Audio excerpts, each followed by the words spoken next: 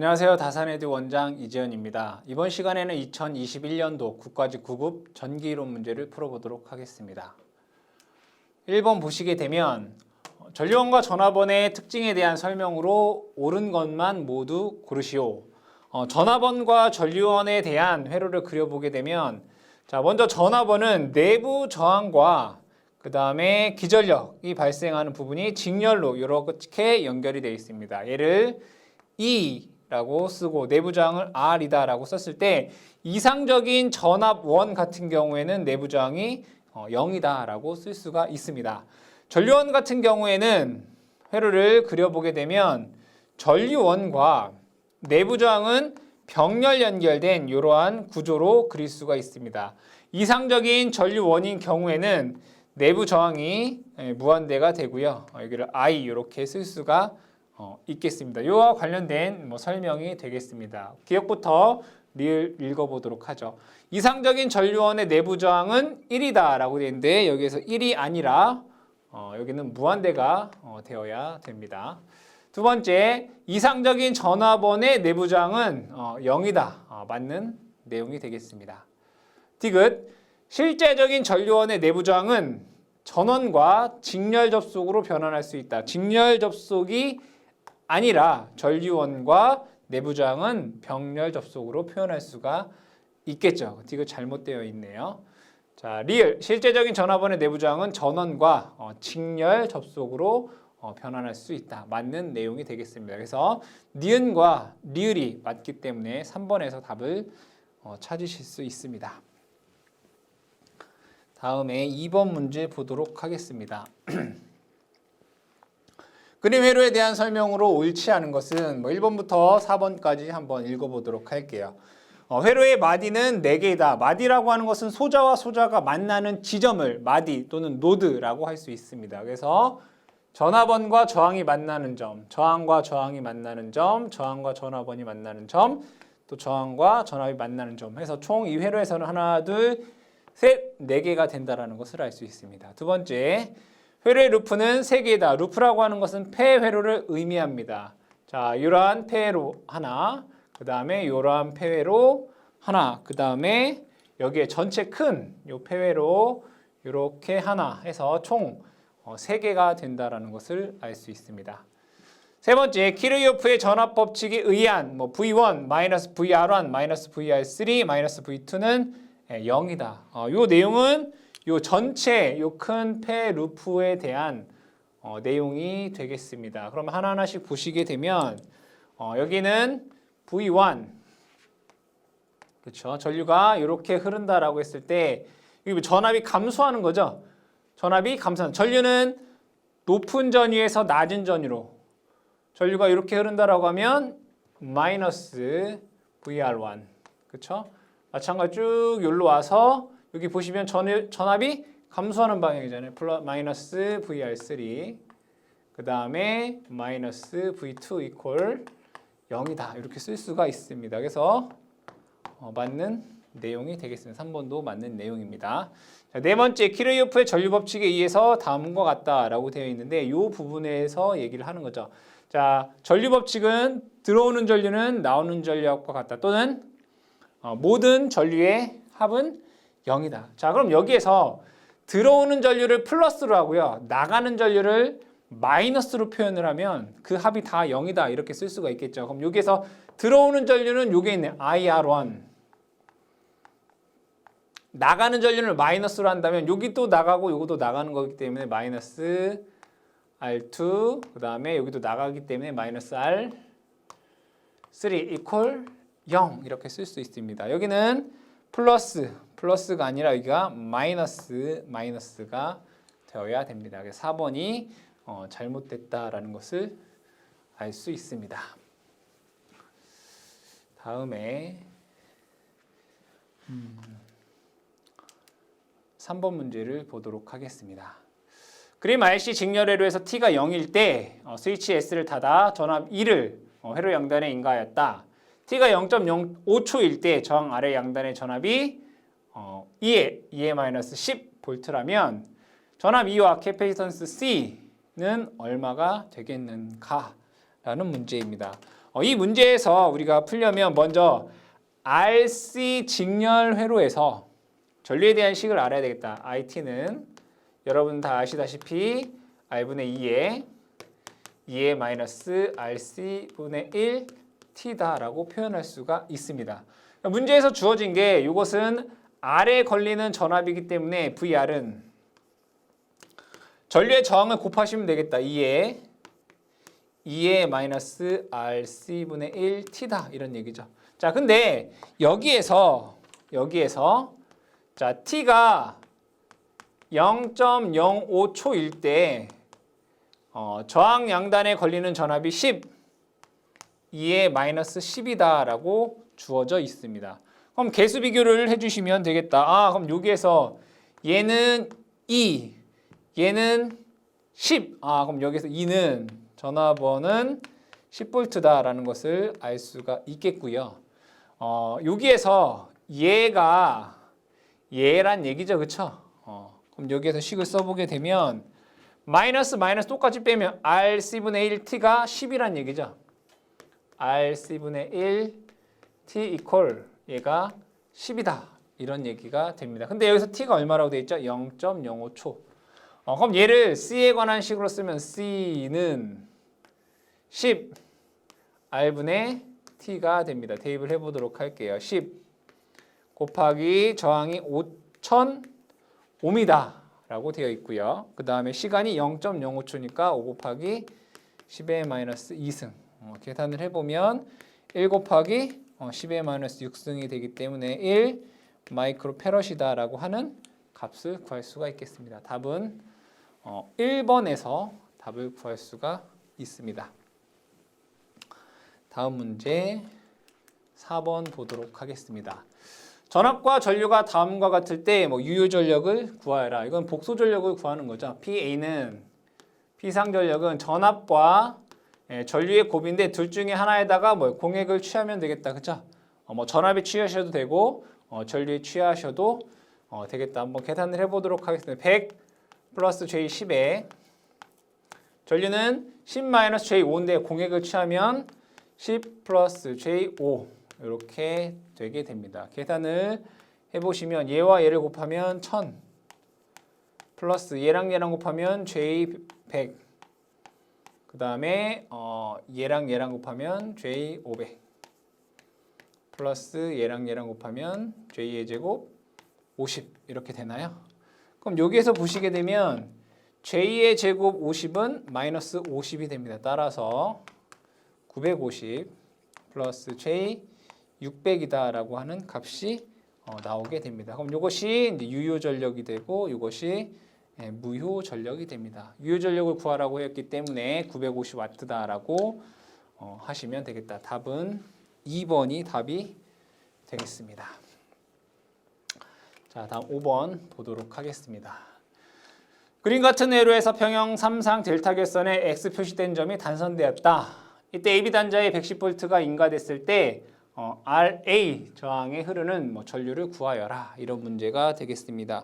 그럼 여기에서 회로를 단선되었을 때 회로를 한번 그려보도록 할게요. 이 부분이 단선되었다면 이게 없고 나머지 이것만 있게 됩니다. 그럼 이것을 회로로 그려보시게 되면 이렇게 그릴 수가 있습니다. 자, 여기가 A가 되고요. 여기가 B가 되고 여기에 걸리는 전압이 120이다 라는 얘기가 될 것이고 RA, RB가 있고 이 부분 보시면 이렇게가 될 것이고요. 그 다음에 RB와 RC가 직렬 연결된 이러한 형태의 회로가 된다라는 것을 알 수 있습니다. 스몰 RA 같은 경우에는 얘는 1옴, 얘도 1옴이다 라고 되어 있고 여기는 3옴, 3옴, 3옴이다 라고 주어져 있습니다. 그렇다면 여기에서 얘는 3옴과 3옴이 직렬 연결되어 있기 때문에 6옴이 됩니다. 그럼 3옴과 6옴이 병렬 연결되어 있으니까 어떻게 더한 것분에 곱한 걸 하시면 되겠죠. 3 더하기 6분의 3 곱하기 6을 해주시면 2옴이 되게 됩니다. 그럼 얘를 회로를 다시 한번 그려보면 여기는 1, 여기는 2, 여기는 1이 된다는 얘기고 여기에 걸리는 전압이 120이다. 이때 여기에 흐르는 전류를 구하라는 얘기죠. 전류는 전체 저항분의 4분의 전체 전압 120을 하시게 되면 30A다라고 하는 값을 구할 수 있습니다. 답은 3번이 답이 되겠습니다.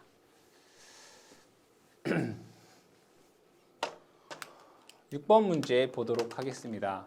그림 외로의 부하 최대 전력이 전달되기 위한 부하의 임피던스는 어떻게 되겠는가? 자, 여기에서 최대 전력 전달 조건이 있죠.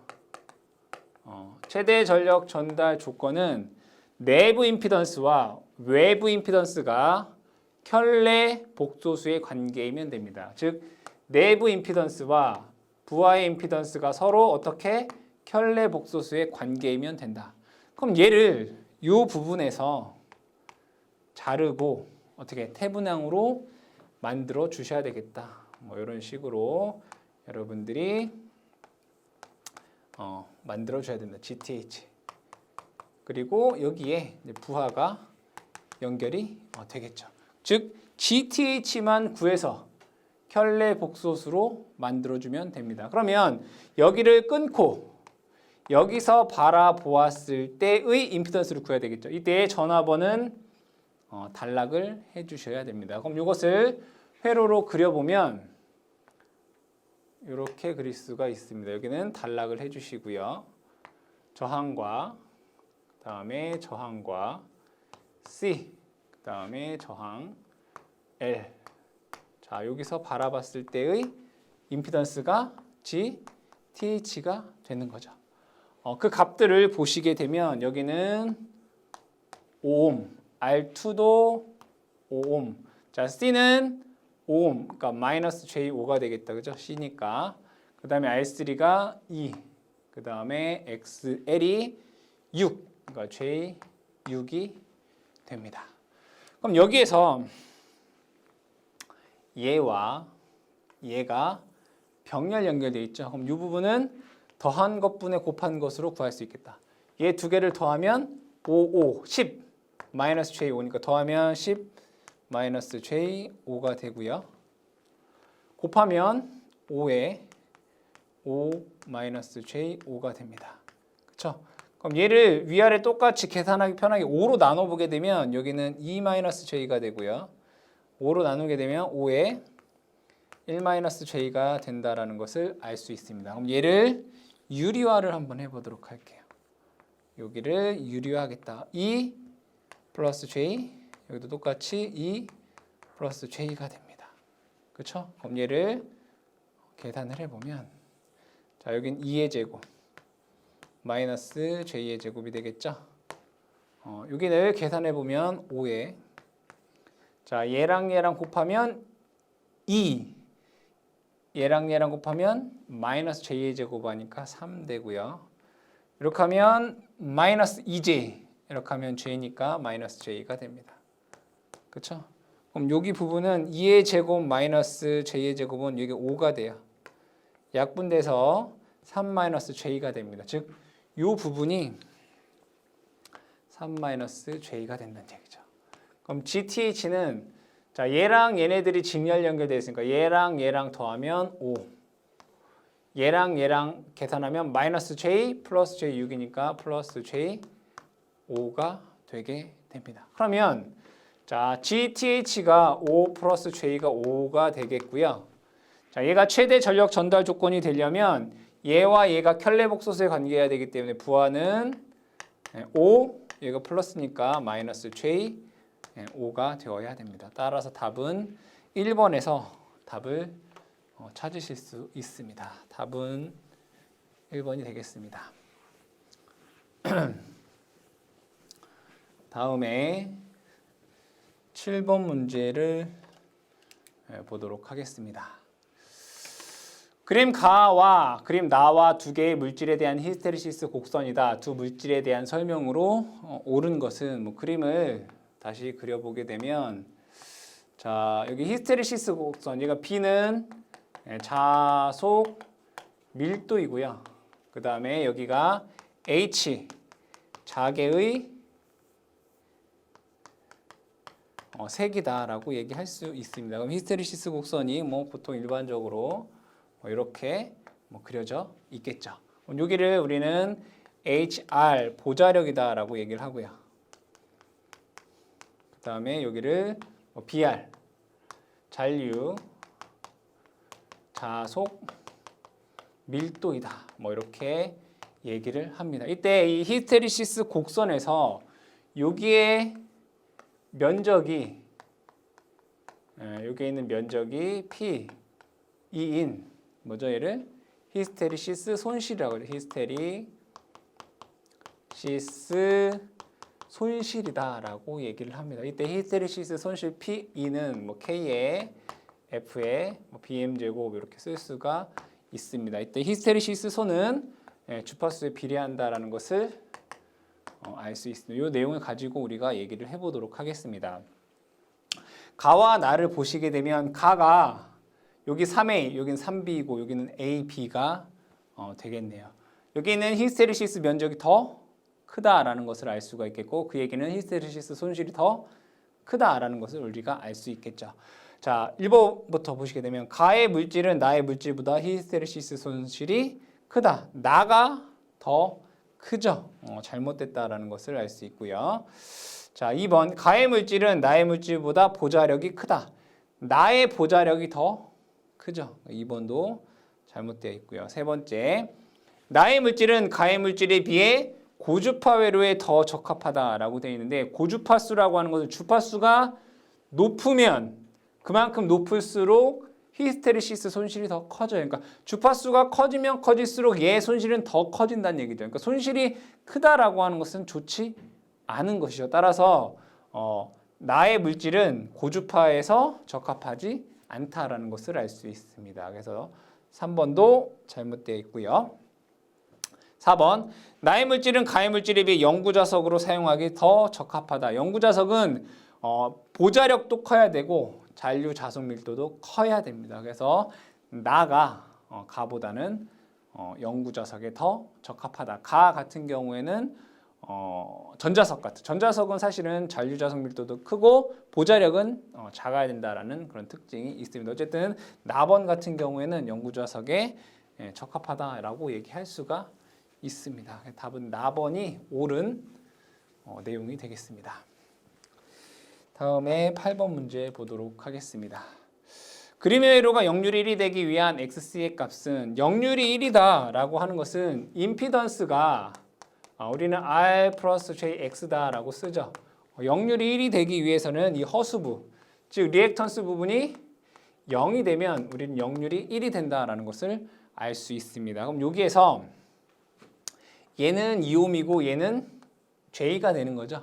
그럼 여기에 있는 임피던스만 우리가 구해주시면 되겠다. 그럼 임피던스를 한번 써보도록 하겠습니다. 임피던스는 자 얘는 두 개는 병렬이니까 더한 것분에 곱한 거를 해주시면 됩니다. 2 플러스 J에 2J가 될 것이고 자 여기는 XC는 뭐예요? 마이너스 J, XC 이렇게 되겠죠. 그럼 여기에서 계산을 한번 해보도록 하겠습니다. 2 플러스 J에 2J인데 여기를 유리화를 한번 해보도록 할게요. 자, 2-J가 되고 여기도 2-J가 됩니다. 그럼 여기는 2의 제곱 마이너스 J의 제곱하니까 여기는 5가 된다라는 것을 알 수 있고요. 얘와 얘를 곱하면 4J, 얘랑 얘랑 곱하면 마이너스 J의 제곱이니까 플러스 2가 됩니다. 마이너스 J의 XC가 될 것이고 얘를 다시 한번 적어보도록 할게요. 다시 한번 적게 되면 5분의 2 실수부 그죠? 플러스 J의 5분의 4 마이너스 JXC 맞죠? 그러면 얘가 역률 1이 되기 위해서는 얘가 0이 되어야 된다는 얘기인 거죠. 따라서 XC라고 하는 값이 5분의 4 옴이면 역률이 1이 된다라는 것을 알 수 있겠습니다. 답은 3번이 답이 되겠습니다. 다음에 9번 문제 보도록 하겠습니다. 그림의 Y 결선 평형 삼상회로에서 전원으로부터 공급되는 삼상 평균 전력은 얼마가 되겠는가? 자, 이 문제에서 제일 핵심이 되는 것은 여러분들에게 혼동을 주는 요소를 제거를 해야 됩니다. 얘는 이 문제와 무관한 내용이 됩니다. 왜냐하면 평형 삼상회로다라고 되어 있습니다. 평형이면 중성선에는 전류가 흐르지 않습니다. 따라서 여기에 전류가 흐르지 않기 때문에 얘는 아무런 관계가 없는 애가 될 것이고요. 이 부분은 여러분들에게 혼동을 주려고 하는 그러한 부분이 되겠습니다. 그럼 여기에서 유효전력을 한번 구해보도록 하겠습니다. 먼저 상전압 VP라고 하는 것은 문제에서 주어졌다시피 220의 0도다라고 되어 있습니다. 220의 0도 이렇게 되고요. 자, 임피던스를 한번 보도록 할게요. 임피던스를 보니까 얘하고 얘가 병렬 똑같은 값이 병렬로 되어 있습니다. 그러면 여기에 대한 합성 임피던스는 자, 똑같은 게 두 개가 병렬 연결되면 그 값이 반으로 되죠. 2분의 1배가 됩니다. 그래서 전체 한 상에 대한 임피던스는 2분의 55의 각도 30도가 된다는 것을 알 수 있습니다. 그럼 여기에서 상전류를 구해보게 되면 상전류는 임피던스분의 VP다라고 쓸 수가 있습니다. 계산을 해보면 2분의 55의 각도 30도이고요. 전압이 220의 각도 0도입니다. 계산을 해보니까 얘는 8A가 나옵니다. 8의 각도 마이너스 30도가 되겠죠. 근데 문제에서 구하라고 하는 것은 유효전력입니다. 유효전력은 상전압 곱하기 상전류의 코사인 세타로 쓸 수가 있고요. 3상이기 때문에 얘네들이 몇 개가 있다? 3개가 있다. 3 되겠죠. 근데 여러분들이 항상 질의하시는 거 언제는 3이고 언제는 루트 3인가요? 3 상전압 곱하기 상전류입니다. 루트 3 곱하기 선간전압 곱하기 선전류입니다. 여러분들이 공식을 암기를 하거나 또는 이해하실 때 그 부분을 잘 알고 계셔야 되겠습니다. 그대로 대입을 해보도록 할게요. 3 곱하기 상전압은 220이고요. 전류는 8A입니다. 곱하기 자 전압은 0도이고 전류는 마이너스 30도이기 때문에 두 개 간의 위상차는 30도가 발생합니다. 코사인 30도가 됩니다. 그럼 여기에서 코사인 30도라고 하는 것은 2분의 루트 3이기 때문에 이 값을 계산을 해보면 2640 루트 3 와트다라고 하는 유효전력을 구할 수가 있겠습니다. 답은 4번이 답이 되겠습니다. 다음에 10번 문제를 풀어보도록 하겠습니다. 그림 외로에서 스위치 S가 충분히 오랜 시간 동안 개방되어 있다가 T가 0에서 순간 닫았을 때 T가 0보다 클 때의 전류에 대한 식이 얼마이냐 이런 문제가 됩니다. 자, 이 문제는 두 가지 방법으로 볼 수가 있습니다. 직관적으로 풀 수 있는 방법이 있고요. 아니면 RL 미분방정식 즉 라플라스를 이용해서 식을 구하는 방법 두 가지가 있습니다. 둘 다를 한번 해보도록 할 것이고요. 라플라스를 이용한 방식에 대해서 이해가 되지 않은 경우에는 여러분 직관적으로 풀어보시면 되고요. 마찬가지로 문제를 풀 때는 무조건 직관적으로 풀이를 하셔야 됩니다. 근데 이론에 대한 내용이 궁금하신 분들을 위해서 라플라스를 이용한 풀이 방법도 설명을 드리도록 하겠습니다. 먼저는 직관적인 풀이 방법에 대해서 얘기를 해보도록 하죠. 자, 이 문제를 해석할 때 스위치가 닫혀 있을 때와 닫혀 있지 않을 때에 대한 회로를 먼저 두 가지를 아셔야 되겠습니다. SW 스위치가 열려 있을 때를 한번 보도록 하겠습니다. 이 부분이 열려 있다라고 하면 얘는 관계가 없는 그러한 회로가 됩니다. 그럼 이 회로를 그려보시면 이렇게 그릴 수가 있습니다. 자, 여기는 2A의 전류가 흐를 것이고요. 여기는 4옴, 여기도 4옴, 여기는 3.5 헬리다라고 하는 L이 됩니다. 그러면 스위치가 오프된 상태 얘는 상관이 없으니까 이런 회로가 되는데 이 상태로 쭉 있었던 상태라고 한다면 자, L은 단락 상태와 같게 됩니다. 그러면 4옴과 4옴 동일한 저항의 크기이기 때문에 여기에도 둘 똑같이 50%의 전류가 흐른다는 것을 알 수 있죠. 즉 2A 중에서 여기에 1A가 흐르고 마찬가지로 여기도 1A가 흐른다는 것을 알 수 있습니다. 즉 T가 0보다 작았을 때, 즉 스위치를 ON 하기 이전에 전류의 값은 1A가 된다는 걸 여러분들이 먼저 인지를 하셔야 됩니다. 그렇죠? 두 번째로 스위치가 온 되었을 때를 한번 보도록 하겠습니다. 온 되어 있을 때도 회로는 동일하게 자, 이런 회로가 될 것이고요. 그렇죠? 여기에 전류원이 있을 거고 자, 스위치를 온 하게 되면 여기 있는 저항값이 바뀌게 되죠. 보도록 할게요. 스위치를 온 하게 되면 여기는 4옴이고 여기는 12옴입니다. 4옴과 12옴이 병렬 연결되어 있기 때문에 더한 것분에 곱한 것으로 여러분들이 계산을 할 수 있습니다. 3옴이라고 하는 저항값이 나오겠네요. 얘는 3옴 이렇게 됩니다. 그럼 얘를 여러분들이 익히 알고 있는 RL 직렬회로 변환을 해보도록 할게요. 자, 어떻게 할 거냐면 이 부분을 전압원과 저항으로 변환을 할 것입니다. 그럼 이 회로는 이렇게 그릴 수 있습니다. 자, 동일하게 4, 3.5 헨리, 그쵸? 자, 여기는 3옴이 되고요. 자, 얘랑 곱한 얘가 6V 이렇게 된다라는 것을 알 수 있습니다. 그럼 이 회로에서 어쨌든 간에 스위치를 온 하게 되면 이런 회로가 된다는 얘기죠. 그러면 RL 직렬회로가 됩니다. 그럼 여러분들이 알고 계신 RL 직렬에서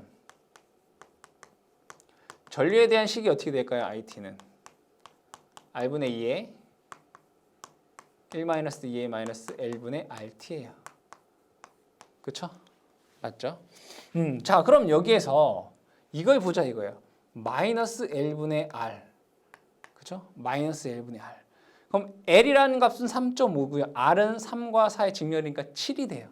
그래서 마이너스 3.5분의 7. 그럼 얘가 마이너스 2가 되는 거야. 그럼 결국에는 여기의 값은 어찌 됐든 간에 얘가 마이너스 2t가 되는구나. 그쵸? 그리고 자, 스위치를 닫은 t가 무한대일 때, 즉 스위치를 닫은 정상 상태에서는 얘가 단락이 되기 때문에 여기에 흐르는 전류는 7분의 6A가 돼요. 즉 I의 무한대가 되면 얘가 7분의 6A가 되는구나. 그렇죠? 자, 그럼 여기에서 여러분들이 알 수 있는 것은 시간 t가 0일 때 전류는 1A이고 그렇죠? 시간 t가 무한대일 때 전류는 7분의 6A이고 그렇죠? 그다음에 특성근 P가 그렇죠? 마이너스 2구나. 이걸 여러분들이 알고 직관적으로 문제를 풀 수가 있겠다. 보기로 한번 가보도록 할게요. 자, 보기로 가보시게 되면 자, 어쨌든 2a-2t 얘는 아니란 얘기예요. 그죠? 얘는 마이너스 2분의 3t 얘도 마이너스 2분의 3t라고 되어 있잖아요. 그죠? 자, 그 다음에 t가 무한대로 갔을 때를 보도록 할게요. t가 무한대로 가면 얘는 0으로 수렴하고요. 얘도 0으로 수렴을 합니다. t가 무한대에서. 그럼 얘는 7분의 8이라는 값이 나오고요. 얘는 7분의 6이라는 값이 나와요. 답이 1번이 된다는 걸 여러분들이 알 수가 있겠다. 그쵸? 이걸 여러분들이 알아주시면 되는 거다. 자, 그럼 얘를 라플라스를 이용해서 한번 얘기를 해보자 이거예요. 라플라스를 이용해서. 자, 라플라스 이용해서 하는데 우리가 여기까지는 동일합니다. 자, 스위치가 열려 있을 때 L에 흐르는 전류는 지금 1A이다 이거죠. 그 다음에 스위치를 닫는 순간 회로는 좀 아까 그렸던 대로 3, 6, 4, L, 3.5, 헨리, 4옴 이거인 거죠. 자, 여기에서 우리가 이제 라플라스로 한번 풀어보자 이거예요. 전류 IT를. 자, 그러면 여기에서 여러분들이 알고 계시는 미분방정식 2는 R, IT 플러스 L, DT, DIT 이걸 이용해서 문제 풀이를 해보도록 하겠습니다. 식을 보면 자, 얘는 6은 R은 3 더하기 4니까 7 IT에 플러스 L은 3.5에 DT, DIT가 됩니다. 그렇죠? 얘를 뭐 할 거냐면 제가 라플라스 변환을 할 겁니다. 라플라스 변환. 라플라스 변환을 하시게 되면 얘를 라플라스 변환하면 S분의 6이 되고요. 는 자, 이거를 라플라스 변환하면 7is가 됩니다. 플러스 3.5에 자, 여기는 뭐라고 돼 있어요? 미분하라고 돼 있잖아요. 근데 여러분들이 라플라스 공식 중에 이런 거 있습니다. dt, dft를 라플라스 변환하라라고 하면 s의 fs에 마이너스 f0라고 하는 식이 있어요. f0가 뭐죠? 초기 값이에요. 그러면 이것에 의해서 s에 is에 자, 전류의 초기 값이 뭐죠? 스위치를 닫기 전 초기 값 우리는 1A라고 했어요. 그죠? 이렇게 되나요? 이렇게 쓸 수가 있어요. 그럼 이 식에서 식을 간소화하기 위해서 양변에 제가 S를 한번 곱해보도록 하겠습니다. 그럼 여긴 6되고요. 여기는 7S의 IS가 되고 플러스 얘는 3.5 S의 제곱이 되고요. 그 다음에 마이너스 3.5 S가 됩니다. 이렇게 되겠다. 그죠? 그럼 얘는 좌항으로 넘길 거고 얘는 7의 S로 한번 묶어보도록 할게요. 3.5S로. 자, 이 부분을 3.5S로 한번 묶어볼게요. 3.5S에 그죠? S 플러스 2의 IS가 되고요. 이거는 3.5S 플러스 6 이렇게 됩니다. 그럼 여기에서 얘를 IS에 관한 식으로 써보면 3.5 S에 S 플러스 2분의 3.5 S 플러스 6 돼요. 그럼 양변을 3.5로 나눠볼까요? 그럼 얘는 3.5, 3.5. 그럼 3.5분의 6 얘는 2 곱하면 7분의 12 이렇게 쓸 수 있어요. 그리고 3.5분의 6을 양변을 똑같이 2 곱하면 7분의 12 이렇게 쓸 수 있잖아요. 그럼 얘를 다시 써볼게요. 여러분들이 볼 수 있게 IS는 S에 S 플러스 2 분의 S 플러스 7분의 12 이렇게 쓸 수 있어요. 그럼 얘를 뭐 하면 돼요? 역 라플라스 변환하면 돼요. 역 라플라스 변환하는데 부분분수로 써볼게요. SA 플러스 S분의 B 이렇게 돼요. 그럼 여기서 A를 한번 곱해볼게요. A는 S 플러스 2분의 S 플러스 7분의 12가 되고요. S에다가 0 넣으면 돼요. S에다 0 넣으면 얼마 나오냐면 얘가 7분의 6이라는 값이 나요. 그럼 B는 S분의 S 플러스 7분의 10이 나와요. 여기를 0으로 만드는 S에 마이너스 2를 넣게 되면 얘가 7분의 1이라는 값이 나와요. 그럼 얘는 7분의 6이고요. 얘는 7분의 1이 돼요. 그럼 여기에서 전류식 IT는 그러니까 0 라플라스 변환하면 즉 여기에서 얘를 0 라플라스 변환하게 되면 IT는 이렇게 나옵니다. 7분의 6 플러스 7분의 1의 2의 마이너스 2t가 나오게 되고요. 얘를 7분의 1로 묶게 되면 6 플러스 2의 마이너스 2t다라고 하는 식이 1번에서와 같이 나오게 됩니다. 그러니까 라플라스를 이용하는 식 같은 경우에 여러분들이 어떻게 해서 이런 식이 나왔는지 궁금하신 분들만 공부를 해주시면 되겠고요. 대부분은 여러분들이 문제를 풀거나 뭐 공부를 하실 때에는 직관적으로 초기 값이 얼마이고 그 다음에 나중에 무한대일 때 얼마이고 그 다음에 특성근이 얼마인지만 여러분들이 정확히 아시면 4개 중에 하나를 고르는 거기 때문에 빠른 시간에 답을 구할 수가 있겠습니다. 자, 다음에 11번 문제를 보도록 하겠습니다.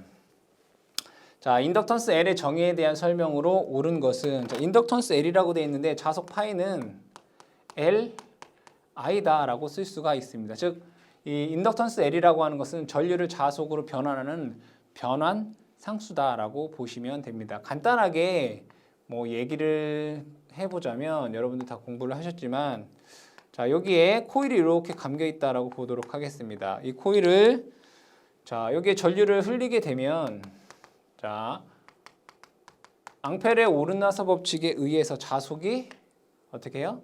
나오게 됩니다. 그렇죠? 그럼 결국에는 이 전류를 자속으로 변환한다는 얘기잖아요. 그럼 얼마만큼 변환이 되느냐라고 하는 비례상수가 L, 인덕턴스다 우리는 얘기할 수가 있겠습니다. 따라서 자속과 전류의 비례상수다라고 얘기할 수 있습니다. 자, 다음에 12번 문제를 보도록 하겠습니다.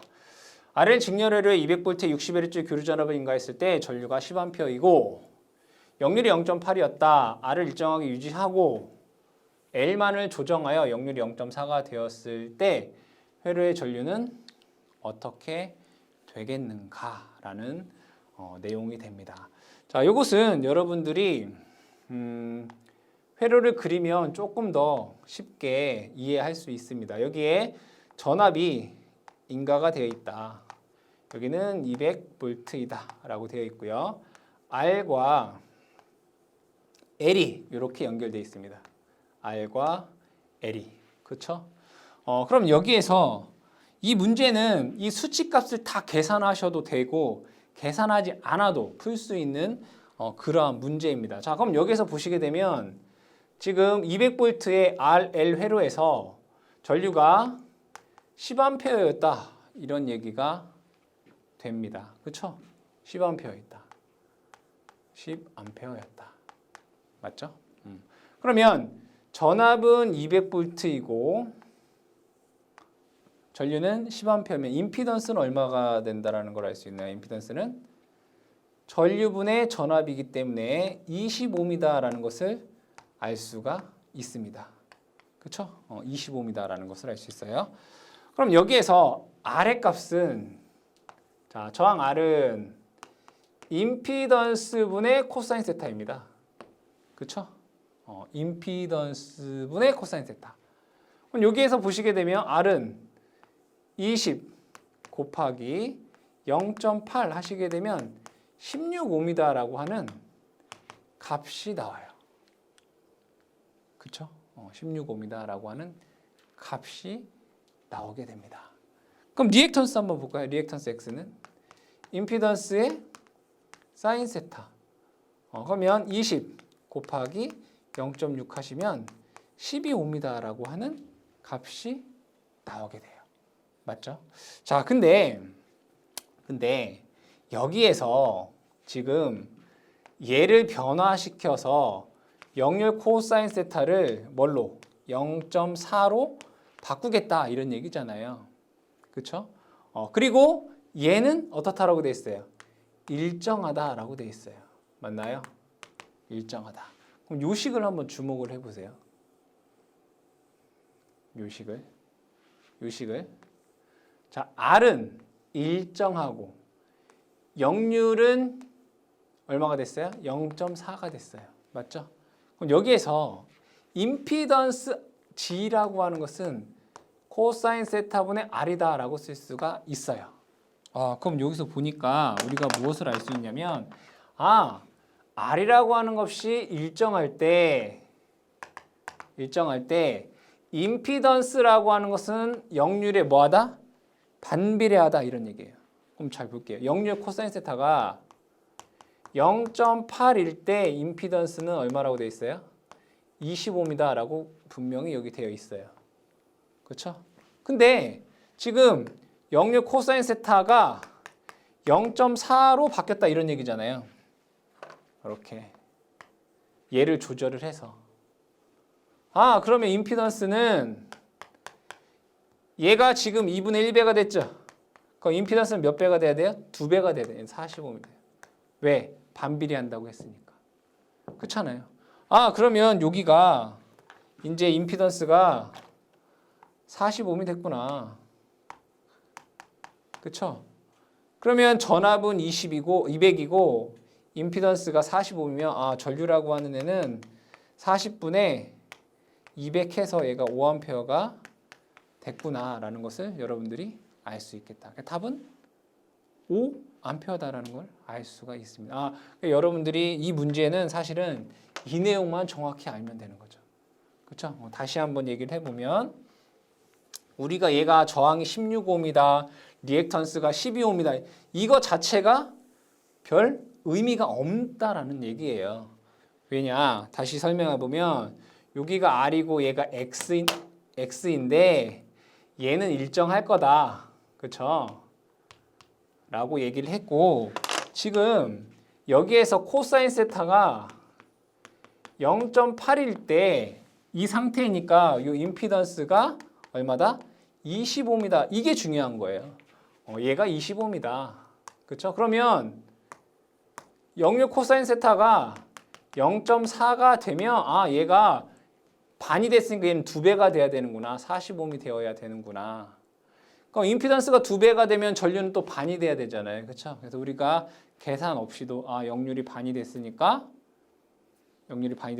저항이 일정할 때 임피던스는 2배가 되고 전류는 반이 되겠구나라고 하는 내용을 이해하시면 뭐 계산 없이 여러분들이 그냥 10A니까 5A가 된다라고 즉시 풀 수가 있겠다. 즉 여러분들이 시간을 줄일 수 있는 것들은 사실은 이런 그 비례 관계, 반비례 관계 이런 것들에 대한 정확한 개념을 알고 계시면 얘가 10A가 됐네? 반 되니까 5A 이렇게 짧은 시간 안에 풀 수 있는 그런 내용이 되겠습니다. 자, 다음에 13번 문제 보도록 하겠습니다. 그림의 회로의 저항 R에 인가되는 전압이 6V일 때 저항 R은 얼마가 되는가? 이것도 여러분들이 기본적인 개념만 정확히 알고 계시면 쉽게 풀 수 있는 문제입니다. 그럼 이 회로는 이렇게 우리가 그릴 수가 있습니다. 두 개의 직렬 회로로 그릴 수가 있습니다. 자, 인가되는 전압은 21V가 되겠고요.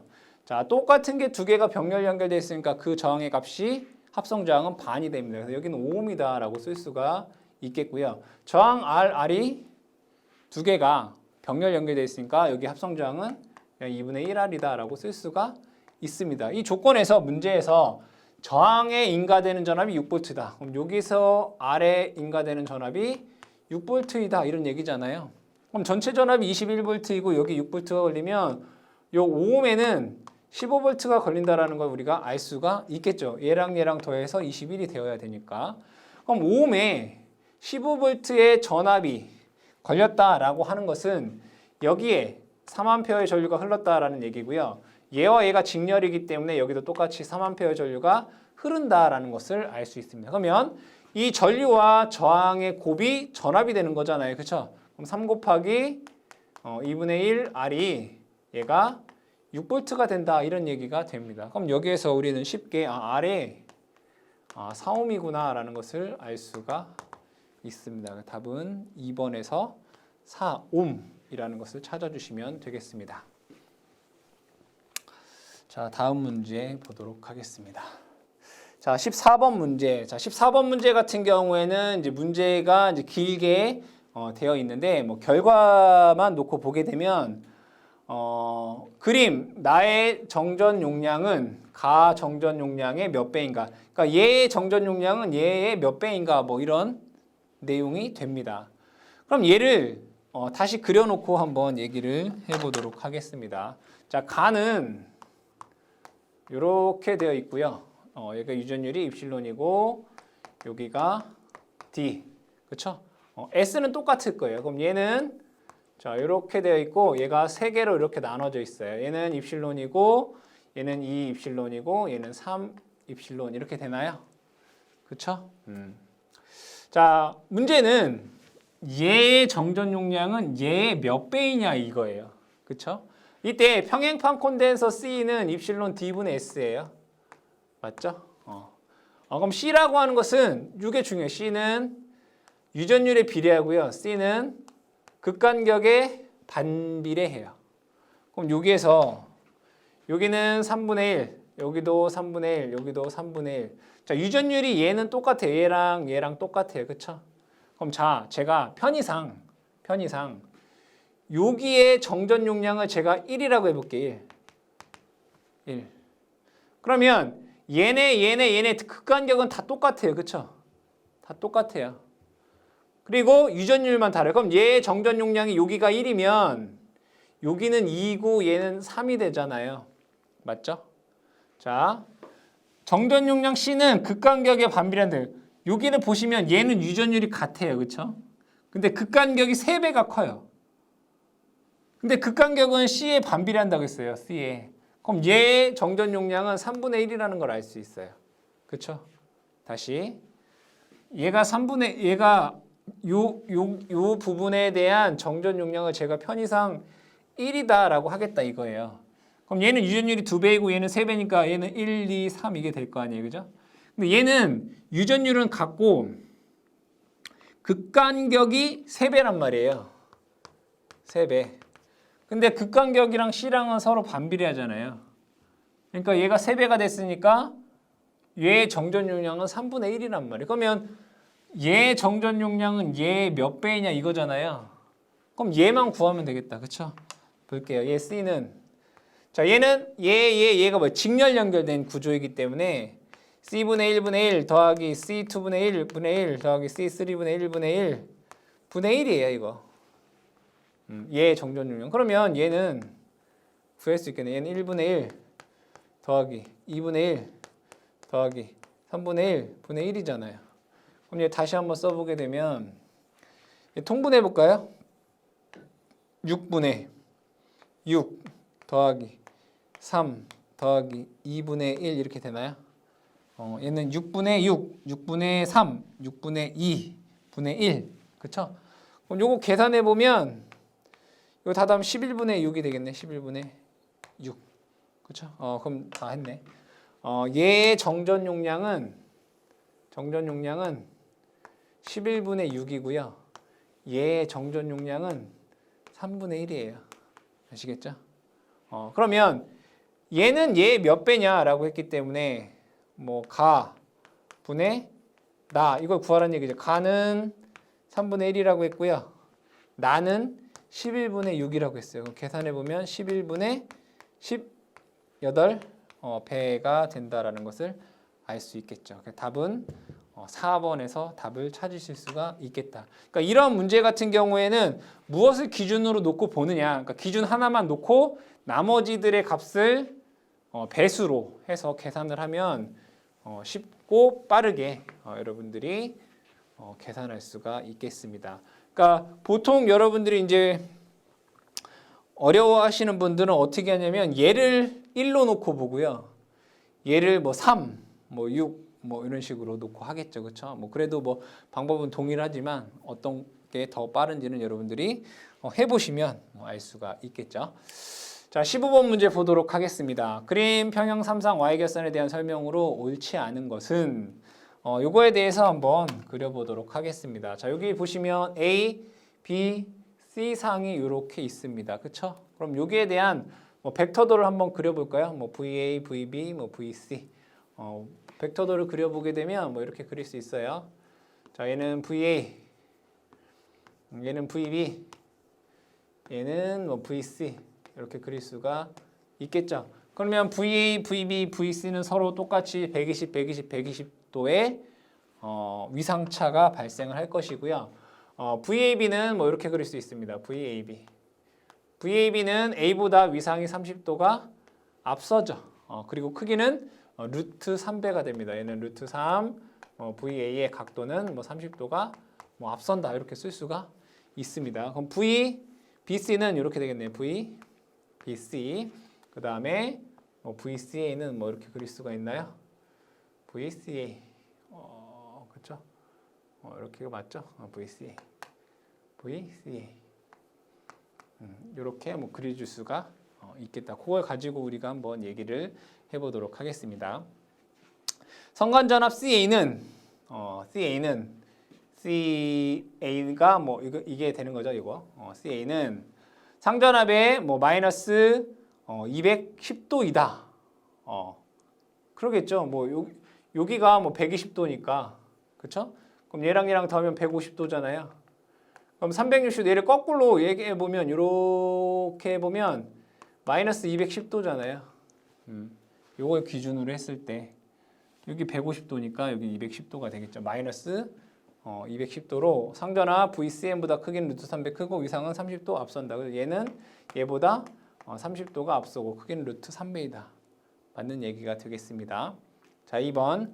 선전류는 부하 상전류와 크기는 동일하고 GP가 유도성인 경우에 상전류 위상이 선전류 IA보다 뒤진다. 이게 잘못됐네요. 얘는 Y계선이기 때문에 Y계선에서 제일 중요한 게 뭘까요? 선간전압은 상전압이 루트 3배이고 위상이 30도 앞선다는 얘기고 선전류와 상전류가 같다라는 거예요. 그렇잖아요. 그러니까 크기와 위상이 같단 말이에요. 그러니까 부하에 상관없이 그죠? 부하에 상관없이 Y결선에서는 선전류와 상전류의 크기와 위상이 같습니다. 그래서 2번이 딱 보고 그냥 틀렸다라는 것을 알 수가 있습니다. 그렇죠? 자, 그다음에 세 번째 IN 중성선에 흐르는 전류는 뭐 얘네들을 다 더하는 거죠. 뭐 여기에 흐르는 전류는 요거 더하기, 그렇죠? 요거 더하기잖아요. 얘네들 다 더하면 뭐가 되겠어요? 중성선에 흐르는 전류가 되는 거죠. 그렇죠? 근데 여기 이제 방향성이 반대로 되어 있잖아요. 지금 여기에서는 INN은 지금 IAA 요거랑 그다음에 요거랑 그다음에 ICC 요건가요? 요거의 관계에 대해서 얘기가 되고 있는 거잖아요. 그럼 보시게 되면 IAA는 이렇게 들어오는 전류고요. 얘는 이렇게 나가는 전류이고 요거 그렇죠? 얘는 다시 이렇게 들어오는 전류예요. 맞나요? 그러면 얘 전류는 그렇죠? 얘 전류는 자, 들어오는 거 얘는 더하고 그렇죠? 들어오는 거 더하고 더하는 거 뭐야? A와 C 요거는 더하고 나가는 걸 뺐네요. 그죠? 나가는 걸 마이너스 해서 3번도 맞는 얘기가 되겠고요. 네 번째, 부하가 델타 결선으로 변경되는 경우 동일한 부하 전력을 위한 부하 임피던스는 기존 임피던스의 3배가 된다. 그러니까 델타는 Y의 3배인 거죠. 선간 전압 선전류가 일정할 때 델타 결선 부하는 Y 결선 부하의 3배가 된다. 그렇죠? 4번도 맞는 얘기입니다. 그래서 2번이 잘못되었다라는 것을 알 수 있습니다. 자, 다음에 16번 문제를 보도록 하겠습니다. 그림회로는 동일한 정전 용량을 가지는 6개의 캐패시터로 구성되어 있다. 그림회로에 대한 설명으로 옳은 것은 한번 보도록 할게요. 자, 얘도 여러분들이 정확한 개념만 알고 계시면 쉽게 풀 수 있는 문제입니다. 자, 얘는 이렇게 직렬 3개로 쓸 수가 있어요. 자, 3개로 쓸 수가 있는데 여기가 C. 자, 얘가 다 C로 똑같으니까 얘를 병렬 연결하면 3배가 되잖아요. 3C. 그렇죠? 얘는 2개가 있으니까 2C 이렇게 돼요. 그리고 여기에 이제 전원이 2가 이렇게 있다 이런 얘기죠. 자, 이때 여기에서 중요한 건 뭐냐면 얘네들이 직렬 연결되어 있기 때문에 얘 Q랑 얘 Q가 어때요? 다 같아요. 그렇죠? 자, 그러면 하나하나씩 볼게요. C5에 충전되어 있는 전하량은 C1에 충전된 전하량과 같다. 자, C5는 여기에 있는 전하량은 어디에 있는 C1에 있는 전하량 여기 보면 얘가 Q란 말이에요. 그쵸? 얘 전체가 Q란 말이에요. 그럼 얘는 3분의 1Q, 얘는 3분의 1Q, 얘는 3분의 1Q가 될 거고 얘는 2분의 1Q, 얘는 2분의 1Q가 된단 말이에요. 그쵸? 그래야지 얘랑 더해서 Q, 얘랑 더해서 Q, 얘 Q 이렇게 되겠죠. 그죠? 1번에서 보시면 C1과 C5번을 비교해보면 어때요? C1이 C5보다 2배 많죠. 틀렸다. 그죠? 자, 2번. C6 양단의 전압은 C6 어디 있어요? 얘 양단 전압은 C1 양단 전압의 2배이다. 볼까요? 자, Q는 CV예요. 맞아요? 그럼 얘 C나 같잖아요. 그죠? 그럼 Q는 CV에 C는 같아요. 그럼 전하량이랑 전압은 무슨 관계예요? 서로 비례 관계예요. 그럼 전하량이랑 V랑 같다니 얘 C도 같고 얘 C도 같으니까 얘가 2분의 1 Q, 얘가 Q기 때문에 얘가 V면 얘는 2분의 1 V인 거예요. 그렇죠? 얘도 틀린 거죠. C6의 전압은 C1의 2분의 1배예요. 그럼 반대로 C1은 C6의 전압이 2배이다. 이렇게 얘기가 되어야 되겠죠. 그래서 2번도 틀리다. 여기 맞게 달려면 2분의 1배이다. 이렇게 돼야 되겠죠. 3번 볼게요. C3에 충전되는 전하량은 C5에 충전되는 전하량의 몇 배야? 뭐 3분의 1, 뭐 2분의 1 이렇게 되니까 뭐 3분의 2배가 돼야 되겠죠. 그죠? 2배가 아니라 여기가 3분의 2배가 되어야 된다. 이렇게 돼야 되겠다. 그죠? 자, 네 번째. C2 양단 전압은 C6 양단 전압의 3분의 2배이다. C2의 전압은 C6 전압의 Q랑 똑같잖아요. 얘가 3분의 2배면 전압도 3분의 2배인 거죠. 그래서 4번이 맞는 얘기죠. 나머지는 틀렸다. 그러니까 여러분들 직렬에서는 전하량이 같고요. 그 다음에 전하량이 C가 똑같을 때에는 전압이랑 비례하다라는 내용만 알면 풀 수 있는 그런 문제가 되겠습니다. 4번이 답이 되겠습니다. 17번 문제 보도록 하겠습니다. 그림에서 아래 직렬회로에 대한 설명을 옳지 않은 것은 단 회로의 동작 상태는 뭐 정상 상태이다라고 되어 있습니다. 얘가 정상 상태라고 되어 있네요. 한번 볼게요. 자, 그럼 여기에서 볼게요. 자, XL은 오메가 L입니다. 오메가 L. 근데 오메가가 보니까 10 사인 오메가 T, 오메가가 100이에요. 100. 그럼 100 곱하기 L의 값이 10 곱하기 10의 마이너스 3승이네. 10mL이니까. 그럼 계산해 보면 얘는 1옴이에요. 1옴. 그렇죠? 그럼 얘는 이렇게 쓸 수가 있어요. 이런 회로네. R, L에 여기에 이제 교류 전원이 있는데, 자, 여기 보시면은 최대값이 10이잖아요. 그럼 실효값은 루트 2분의 10V가 되는 거고, 여기가 1옴이고 얘가 1옴이에요. 그럼 임피던스는 계산해 볼게요. 자, 임피던스는 1 플러스 J가 되네요. 그럼 임피던스의 크기는 루트 1의 제곱 더하기 1의 제곱 하면 얘가 루트 2가 돼요. 그쵸? 그럼 전류에 대한 실효값은 I는 임피던스 분의 전압에 대한 실효값이잖아요. 그죠? 루트 2분의 10 루트 2잖아요. 그죠? 루트 2분의 10. 계산해 보면 얘가 5A가 돼요. 5A. 전류에 대한 실효값은 5A이다. 맞나요? 그럼 자, 보면 전압 V는 루트 2분의 10의 각도 0도. 맞죠? 자, 임피던스는 루트 2의 각도 45도. 그렇잖아요. 얘 크기가 같으니까. 그럼 전류는 5의 각도 마이너스 45도. 그렇죠? 지상이니까, L이니까.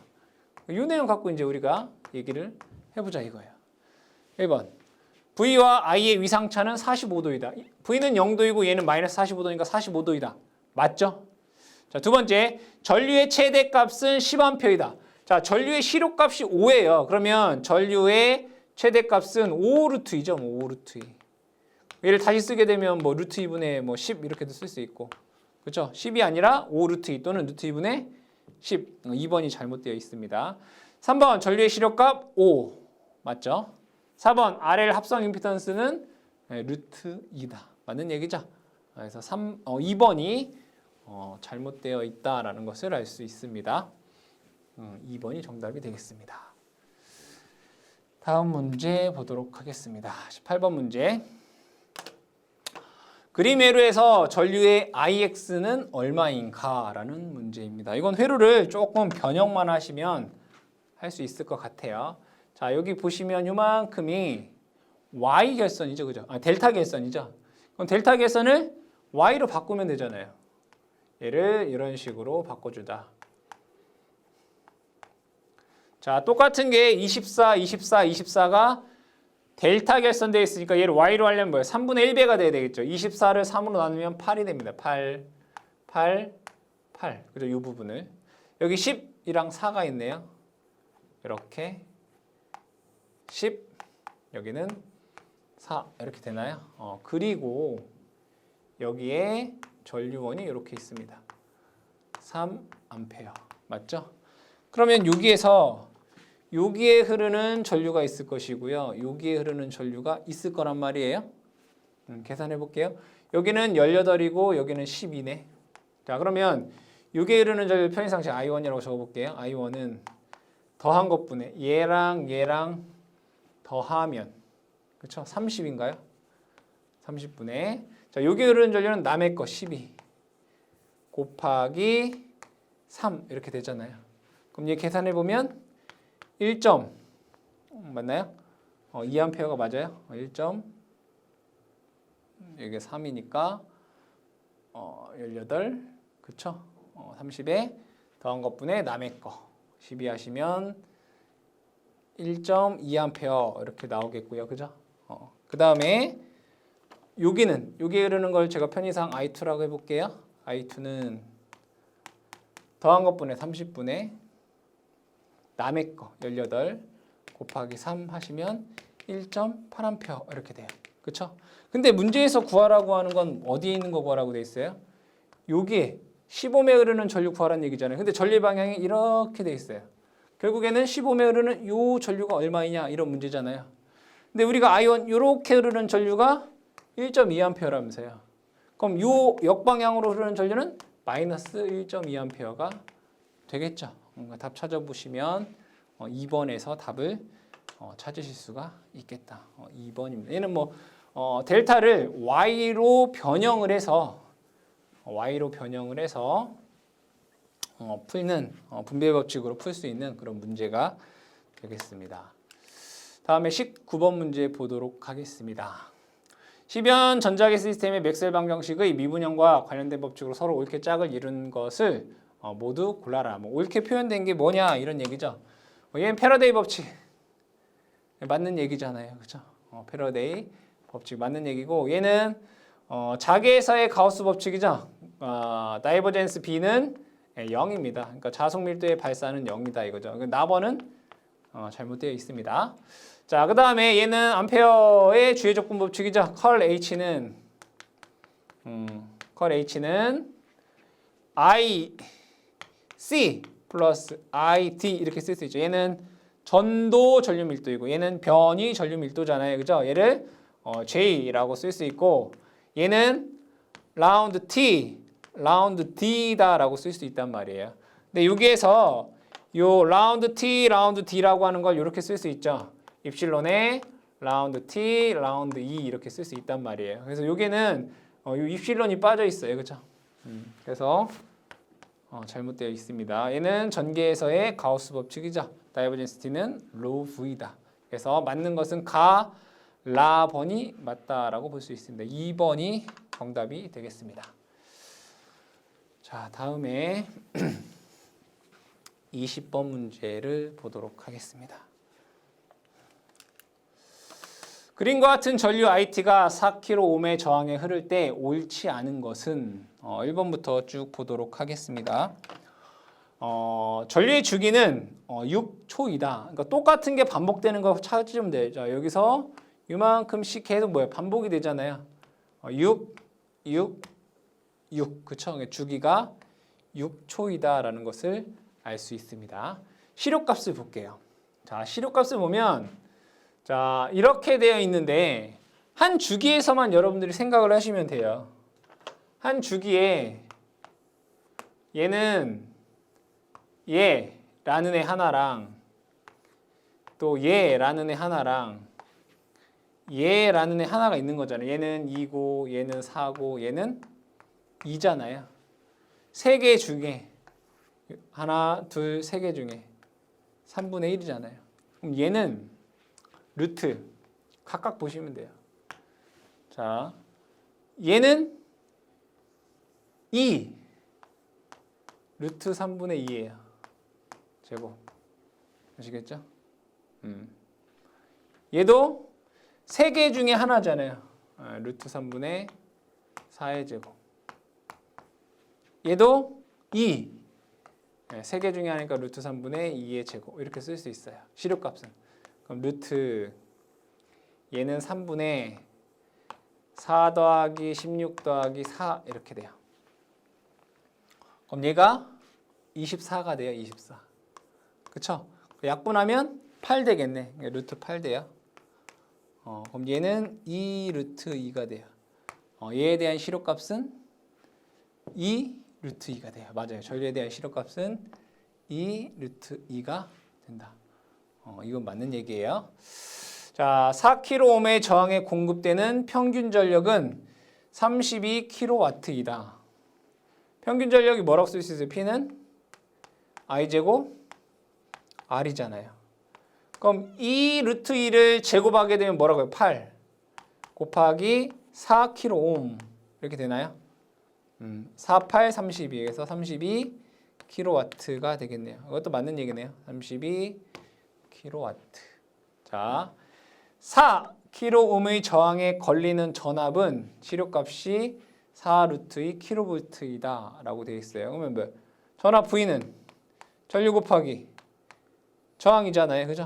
2 루트 2 곱하기 4 하시게 되면 8 루트 2 kV 이렇게 나오나요? 4번이 잘못됐다라는 걸 알 수 있죠. 이 문제는 여러분들이 전류에 대한 실효값만 구할 수 있으면 풀 수 있는 문제입니다. 그죠? 실효값만 구하면 되는 그런 문제이기 때문에 이 실효값 구하는 거에 대해서 여러분 잘 이해를 해주시면 되겠습니다.